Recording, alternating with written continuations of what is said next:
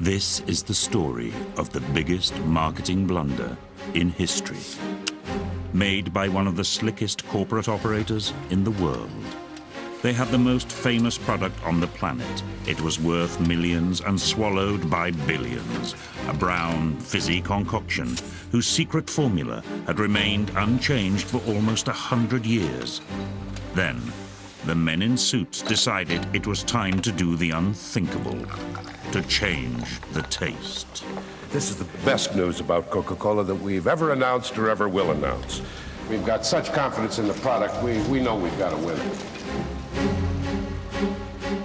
What the big boys didn't know was that their own loyal customers would try and stop them, dead in their tracks. I really hated them. I guess I could say I hated them. Like horse piss. Now, I don't know what horse piss tastes like, but if horse piss tasted like anything, it was the new Coke. This is the story of New Coke and how the world's best-loved brand was brought to its knees, begging for forgiveness.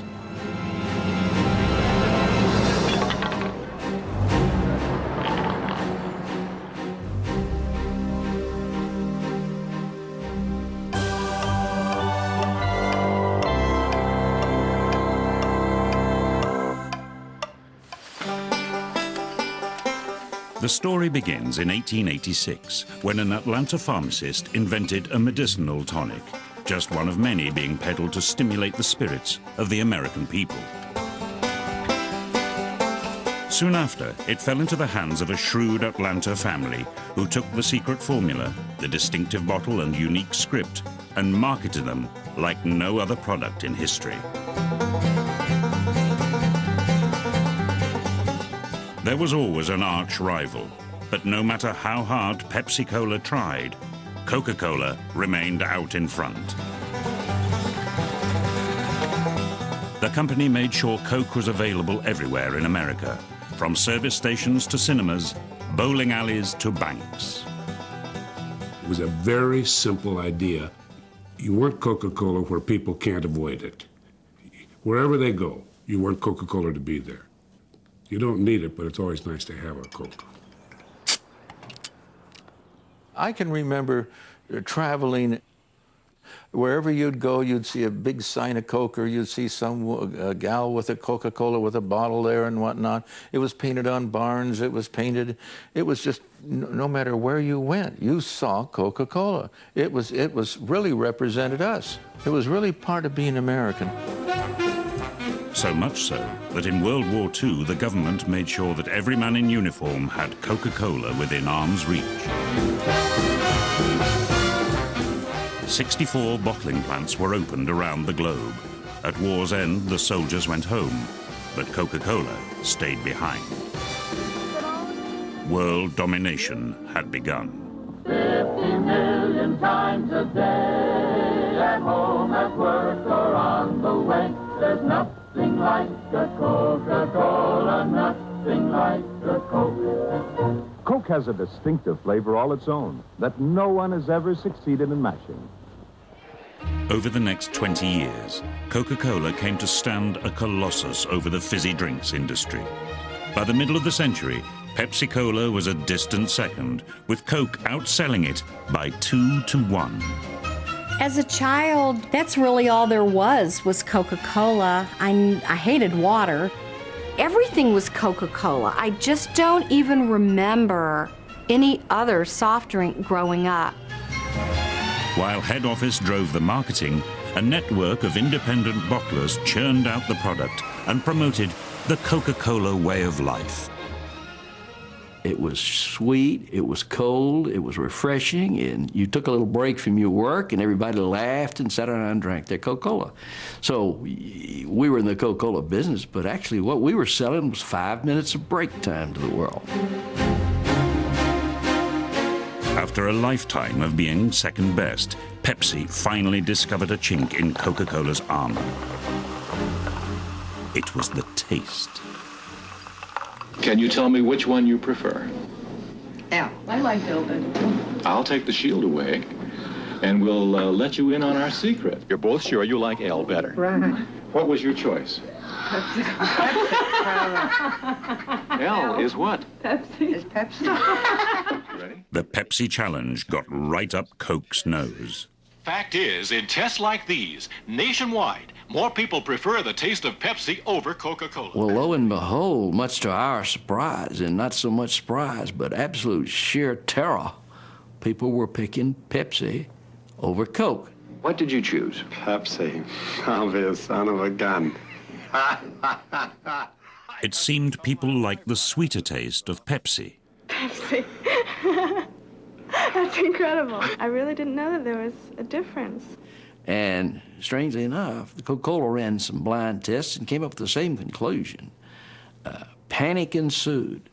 All across America, people are taking the Pepsi challenge. In California, I think in the halls of the Coca-Cola Company that for the first time, I didn't think these things were true. the question was raised, is it possible that Pepsi tastes better than Coca-Cola? If you'd asked me, I would have said, why, you got to be out of your mind. What in the world have you been smoking? That's not possible.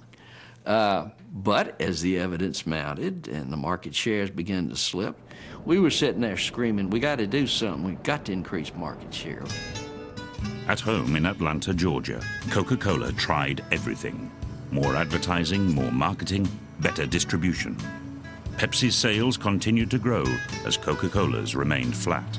In 1975, Pepsi finally became #1 in supermarket sales. So when new chairman Roberto Goizueta and President Donald Keogh took charge in the 1980s, they were determined to shake things up. Let's shoot a sacred cow every day. Everything's up for grabs, including the formulations of the company. Well, that was lifting a veil off of this company that just had been there for decades. It gave units of the company the right to play around a little bit, to experiment, to think of ideas. Diet Coke, Cherry Coke. When Diet Coke was launched and became a huge success, the company decided to go one step further. In secret, behind the locked doors of Coca-Cola's laboratories, a search began for a new Coke that would beat the taste of Pepsi. New formulas were created, tested against Pepsi, and rejected when they didn't come out on top. Finally, in late 1984, the chemists came across a new taste that they thought was a winner. From that began a series of testing. It looked better and better. Hundreds of tests, better. Thousands of tests, better. Across the nation, from New York to California, the company carried out 200,000 secret taste tests. Not only did the new taste beat the original formula of Coke, it also beat Pepsi. The executives believed they had found the Holy Grail.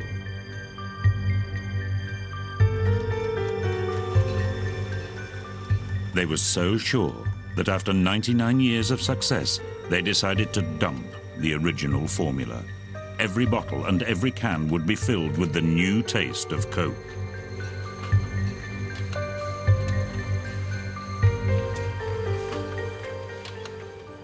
It was time to tell a select few outside the executive floor. One of the first was Alvin Schechter, the man who would have to redesign Coke's packaging. On a visit to headquarters, Schechter was suddenly taken to the executive tower. The top brass couldn't wait to share their brilliant scheme. Schechter wasn't sure it was so brilliant. It was just thrown at me.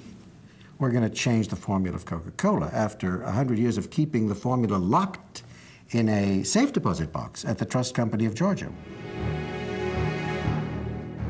I was amazed, because when you talk Coca-Cola, you're talking 100 years. And suddenly, they were going to abandon that because of the Pepsi challenge.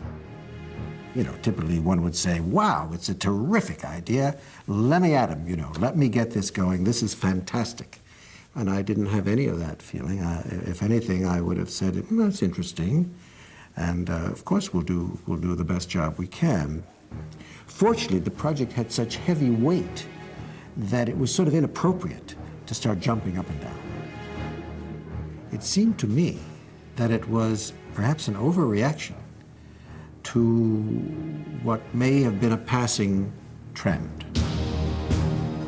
As a final rite of passage, Schechter was asked to take the ultimate taste test.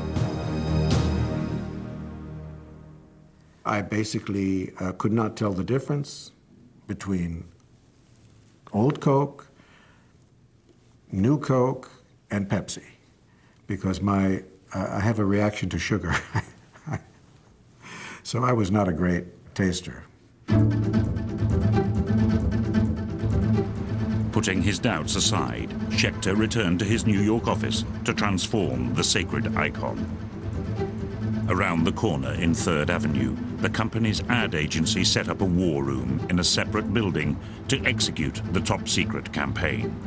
Security guards and a paper shredder were placed at the door to prevent any leaks. For 3 months, everyone worked to keep the project under wraps. By spring, the advertising was ready and the new designs complete. It was such a secret that when the company summoned its bottlers to Atlanta in April 1985, everyone wondered what the song and dance was about. The idea that they would change the taste of Coke was, I don't think that crossed many people's minds. Can the best get better? My answer to you is, of course, the best always do. Simply stated, my friends, we have a new formula for Coke. We thought this was the thing to do. We welcomed it. We thought, God, what a fresh idea. Thank you. The idea that 80-some-odd years of Coca-Cola, and now the world has changed, the young people are in charge, and now we're going to have a taste that suits them. God, what a modern company this is, how right this is. And we were just ecstatic. It was electric in the air. When we finally announced it, we got a standing ovation, and we thought victory was at hand. You know?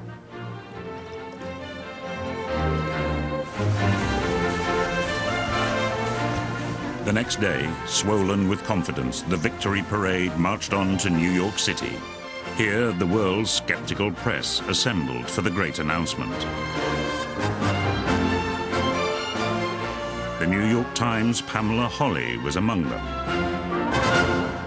Announcements are everyday events, and frankly, most people would ignore them. But in this case, if you get the top of the company showing up to tell you something new, and it's supposed to be the biggest thing in nearly 100 years, well, you go.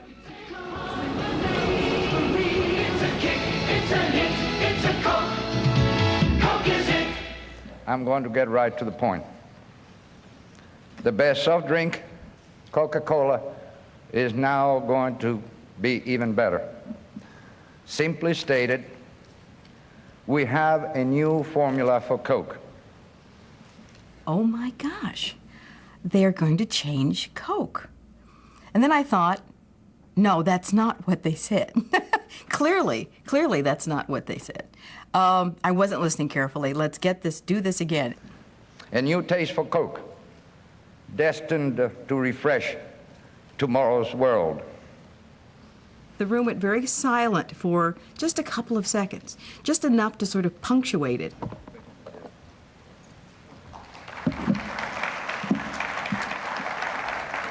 Thank you very much, Roberto. Well, we simply believe that this is the biggest news about Coca-Cola and the best news about Coca-Cola that we've ever announced or ever will announce. Consumers preferred the new taste over the original by a margin of 61 to 39, statistically valid to a factor of over 99%. So, as Roberto indicated, the decision was made by the consumers themselves. Consumers have selected a new taste for Coke as we enter our centennial year. Coca-Cola with that new taste is going to roll all around the world. This time, there was no standing ovation. I mean, are you 100% certain that this won't bomb, this new formula? As I said, I think this is the surest move ever, because the consumer made it. We didn't. And we think there's going to be enormous trial as we roll out this product.